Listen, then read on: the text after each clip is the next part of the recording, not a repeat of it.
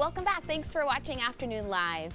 With more than 127 million single people living in the U.S., if you are looking for love, you are not alone. Here with the latest in dating trends, we welcome back dating coach and the author of The Art of Feminine Seduction, Alana McKenzie Page. Welcome back. Thank you, Great Hannah. to see you. Glad to be here. So, trends in dating, how are you noticing these things? How do they kind of come onto your radar to begin with?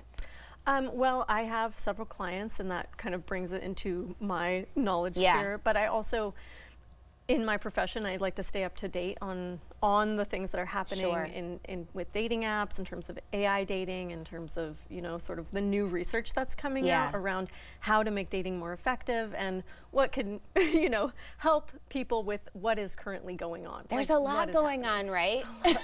A lot of information. Okay, let's talk about conscious dating. Break down what that definition means for us. Absolutely. This is one of the trends that really makes me feel good about the future of dating. Yay. So this is the trend that people are looking for someone who really matches them. So they're being more intentional, right? It's in the word, conscious dating. They're being intentional about meeting someone who has matching values or life goals, and also has an amount of self-awareness and emotional intelligence. That's hard to come by. That self-awareness is we're all still learning and growing, right? We all are. I mean, I personally am also still learning this, so yes.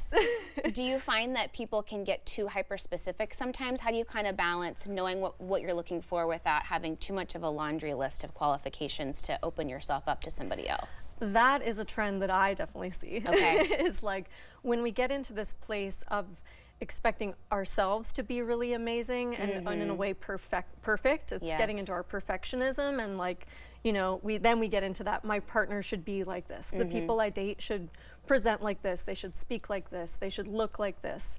And that is also a problematic thing. But I think as we sort of go through this, as we develop these skills in self-awareness and in communication and kind of, you know, just the general like better relating, then we can really start to move the way that people interact with each other in the dating space, and hopefully in long-term relationships as well. There you go. Find more positive experiences for everybody. Tell me about orbiting.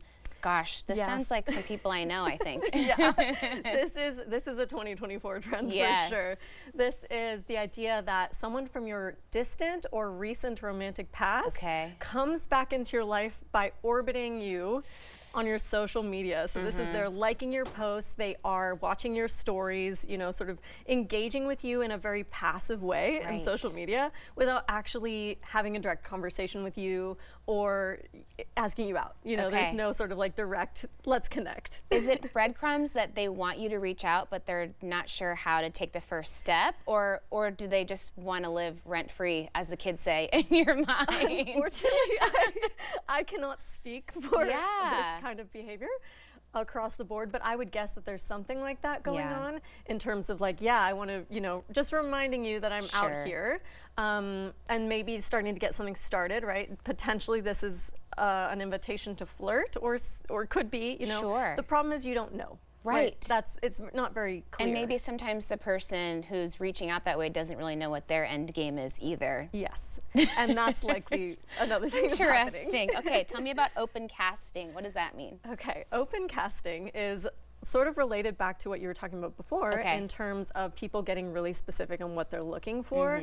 Height, age, appearance, you know, life goals again. It's like open casting is about opening up your usual perceived type. And I think this is a great thing, because if you ask people who met their partners in real life, we can say in, you know, in the 3D reality, like in a bar in the wild. In the wild, that's good. They will often tell you, oh, I wouldn't have gone for that person. You know, so this is the idea that people, even in online dating, are starting to recognize, like, maybe I don't know my type, right? Maybe my type is a little bit more general than I previously was. Sometimes you have to accept the fact that the type that you are drawn to sometimes maybe isn't the most healthy version of the person for you. Totally. That's hard to swallow, though. Yes. You have to get there. You have to get there. It's that self-awareness starts helping at that point. Other things that you're excited about, positive things that we're learning and understanding more about the dating world and doing it in a healthy way? I would say sober dating is my other favorite trend. That's really cool. 2024 trend in terms of what I would consider healthy dating. Yeah.